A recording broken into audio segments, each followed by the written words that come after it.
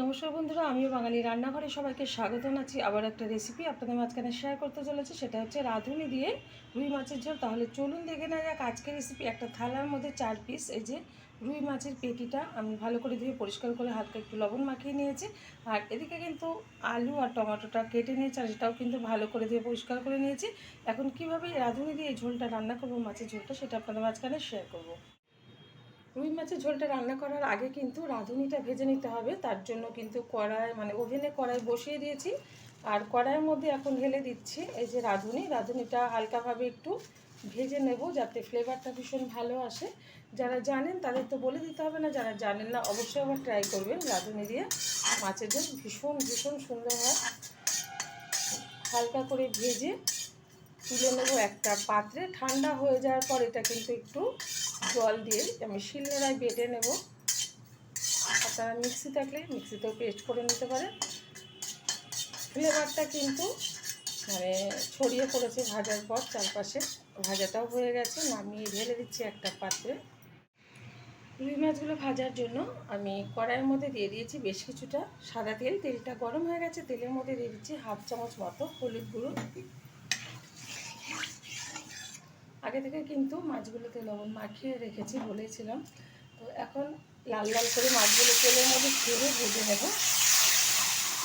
মাছের সাইজগুলো কিন্তু বড় আমি কেটেছি, আপনারা আপনাদের সাইজটা বুঝে কেটে নেবেন। মাছগুলো কিন্তু উল্টে পাল্টে ভালোভাবে ভেজে নিয়েছি। এখন তুলে নেব একটা পাত্রে। ভাজা হয়ে গেছে, বেশি নাড়লে ভেঙে যাচ্ছে।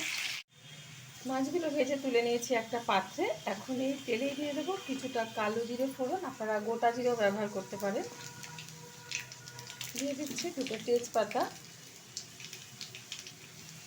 দিয়ে দেবো 1 চামচ হলুদ গুঁড়ো, দিয়ে দিচ্ছি টুকরো করে রাখা আলু আর টমেটো। ভালোভাবে একটু তেলের সাথে নেড়ে চেড়ে নেবো 1 থেকে 1.5 মিনিট মতো আলু আর টমেটোটা।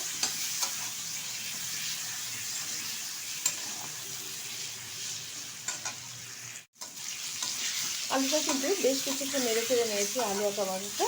এখন দিয়ে দেবো এর মধ্যে 1 চামচ জিরের গুঁড়ো। আবার একটু নেড়ে চেড়ে নিচ্ছি।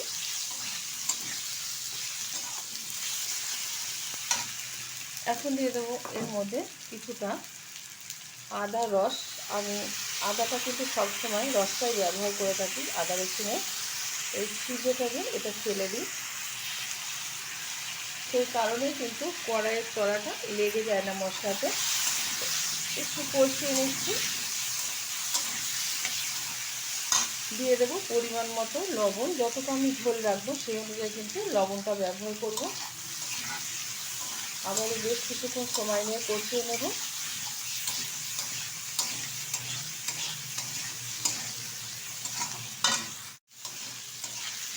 ভালোভাবে কিন্তু কষানো হয়ে গেছে। এখন দিয়ে দেবো এর মধ্যে 1 চামচ মতো লঙ্কার গুঁড়ো। ঝালটা যার যার পছন্দ অনুযায়ী ব্যবহার করবে। দিয়ে দিচ্ছি পরিমাণ মতো জল।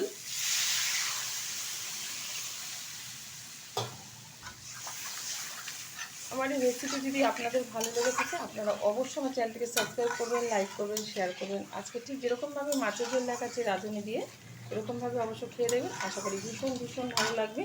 দিয়ে দিচ্ছি ভেজে রাখা রুই মাছ, দিয়ে দেবো বেটে রাখা রাঁধুনি যেটা ভেজে রেখেছিলাম। ভীষণ ভালো ফ্লেভার আসবে।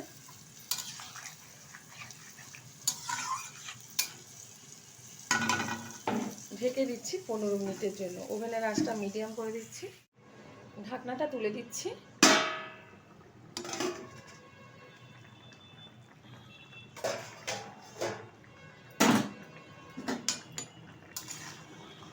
সুন্দরভাবে কিন্তু আলুটা সিদ্ধ হয়ে গেছে, এদিকে মাছের ঝোলটাও হয়ে গেছে। নামিয়ে নেব, ঢেলে দেবো একটা পাত্রে। আর গরম গরম ভাতের সাথে এটা সার্ভ করব। দেখা হবে পরের ভিডিওতে নতুন কোনো রেসিপি নিয়ে। ধন্যবাদ।